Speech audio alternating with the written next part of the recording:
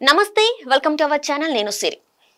మళ్ళీ ఎన్నికలు వస్తాయి గానీ ఏపీ సీఎం జగన్మోహన్ రెడ్డికి గత ఎలక్షన్ కి ముందు ఇచ్చిన హామీలు గుర్తుకు రావడం లేదు అధికారంలోకి రాగానే ముందు డిఎస్సి ద్వారా పెద్ద సంఖ్యలో టీచర్ ఉద్యోగాలు భర్తీ చేస్తానని చెప్పారు వైసీపీ అధినేత పదవీకాలం ముగిసే సమయానికి డిఎస్సి ప్రకటన వచ్చింది నిరుద్యోగులు ప్రతిపక్షాలు మాత్రం దీన్ని దగా డిఎస్సి అంటున్నారు ఉద్యోగాలు ఇవ్వడం కంటే ఓటు బ్యాంకు రాజకీయాలకే జగన్ సర్కారు ప్రాధాన్యం ఇస్తుందని ఆరోపణలు వస్తున్నాయి నిరుద్యోగులతో ఏపీ సీఎం గేమ్స్ ఆడుతున్నారా ఓట్లు సీట్లు తప్ప జనాల సమస్యలు పట్టించుకోవడం లేదా ఎన్నికలకు 2 నెలల ముందు ఉద్యోగాలు ఇస్తామంటే నమ్మే పరిస్థితి ఉందా ఎన్నికలకు 6 నెలల ముందు ప్రారంభించే పథకాలు ఉద్యోగ ప్రకటనలు జనాన్ని మోసం చేయడానికే అని గత ప్రభుత్వంపై తీవ్ర విమర్శలు చేశారు వైసీపీ అధినేత జగన్మోహన్ రెడ్డి 5 ఏళ్ల తర్వాత తాను ఏదైతే మోసమని చెప్పారో ముఖ్యమంత్రిగా అదే పని చేస్తున్నారు సరిగ్గా ఎలక్షన్ నోటిఫికేషన్ రావడానికి 2 వారాల ముందు టీచర్ ఉద్యోగాల నియామకం ప్రకటన విడుదల చేసింది వైసీపీ ప్రభుత్వం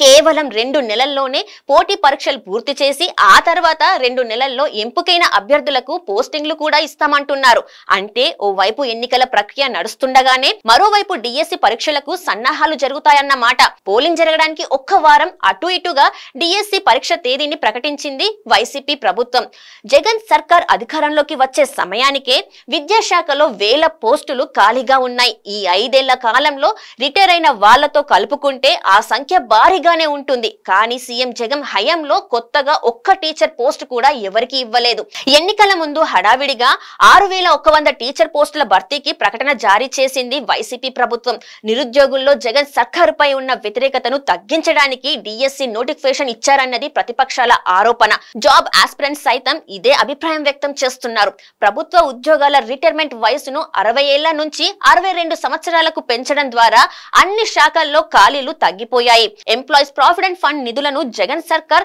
ఇతర అవసరాలకు మళ్లించింది పెద్ద సంఖ్యలో ఉద్యోగుల పదవి విరమణ చేసే వారికి భారీ మొత్తంలో రిటైర్మెంట్ బెనిఫిట్స్ చెల్లించాల్సి ఉంటుంది కానీ ప్రభుత్వం దగ్గర అంత సొమ్ము లేదు ఖజానా ఖాళీ చేసి లక్షల కోట్ల అప్పులు చేస్తున్న వైసీపీ సర్కార్ ఉద్యోగుల భవిష్య నిధి ఖాతాలోని నిధులను వాడేసింది ఈ కారణంతోనే పదవి విరమణ వయసును పొడిగించారని తెలుస్తుంది ప్రభుత్వ ఉద్యోగాల నియామకాల్లో నిర్లక్ష్యంగా వ్యవహరించిన కేసీఆర్ ప్రభుత్వానికి ఓటమి తప్పలేదు ఏపీలో సచివాలయం జాబ్స్ తప్ప ఇంకో పోస్ట్ ఇవ్వని జగన్ సర్కార్ సేమ్ ఫేట్ తప్పదని రాజకీయ పరిశీలకుల అభిప్రాయం ఈ సంగతి తాడపల్లి ప్యాలెస్ పెద్దలకు అర్థమైనట్టుంది అందుకే ఎలక్షన్స్ ముందు జాబ్ పేరుతో యువతను మచ్చిక చేసుకునే ప్రయత్నం చేస్తున్నారు వైసీపీ ప్రభుత్వం రాగానే జనవరిలోనే జాబ్ క్యాలెండర్ రిలీజ్ చేస్తానని హామీ ఇచ్చారు జగన్ రెడ్డి వైసీపీ గెలిచిన తర్వాత క్యాలెండర్ లో నెలలు సంవత్సరాలు మారిపోయాయి గానీ జాబులు మాత్రం రాలేదు పొరుగు రాష్ట్రం తెలంగాణలో కాంగ్రెస్ సీఎం రేవంత్ రెడ్డి గెలిచిన వెంటనే డిఎస్సి నోటిఫికేషన్ సిద్ధం చేస్తుంటే జగన్మోహన్ రెడ్డి సర్కార్ మాత్రం